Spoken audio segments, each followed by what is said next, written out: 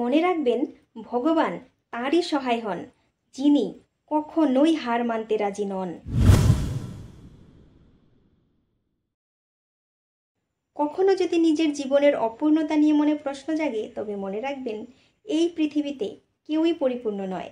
এই পৃথিবীর প্রত্যেকটি মানুষকে যিনি বানিয়েছেন, তিনি সকলের মধ্যেই কিছু না কিছু অপূর্ণতা রেখেছেন। আবার তার পাশাপাশি কিছু না কিছু বিশেষত্ব দিয়েও পাঠিয়েছেন। যেমন ধরুন, কারোর রূপ আছে তো কারোর গুণ নেই, কারোর গুণ আছে তো কারোর মন নেই, কারোর মন আছে তো কারোর ধন নেই, আবার কারোর সব কিছুই আছে কিন্তু মানসিক শান্তি নেই। তাই আপনার যা নেই সেটা নিয়ে না ভেবে আপনার যা আছে তা নিয়ে ভাবুন, কারণ আপনার যা আছে তা হয়তো কারোর স্বপ্ন। নিজের অপূর্ণতার জন্য ভগবানকে দায়ী না করে আপনার মধ্যে যেই বিশেষত্বটা আছে সেটা খুঁজে বার করুন আর তার সদ্ব্যবহার করুন।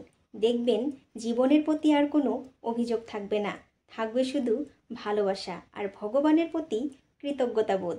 জীবনটা খুব মূল্যবান যদি আপনি মূল্যাঙ্কন করতে জানেন। জীবনটা খুব সুন্দর যদি আপনি সাজিয়ে গুছিয়ে নিতে পারেন।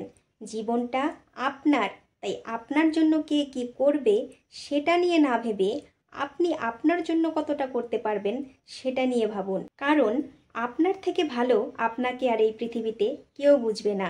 আপনি কিসে ভালো থাকবেন, কিসে খুশি হবেন, সেটা একমাত্র আপনাকেই খুঁজে বার করতে হবে। মনে রাখবেন, ভগবান তারই সহায় হন, যিনি কখনোই হার মানতে রাজি নন। ভগবানের কাছে যদি কখনো কিছু চাইতেই হয়, তবে আলস্যহীন জীবন চান। সবটা ভগবানের হাতে ঠিকই, তবে কিছু কিছু জিনিস আমরা নিজের কর্মের দ্বারাই অর্জন করতে পারি।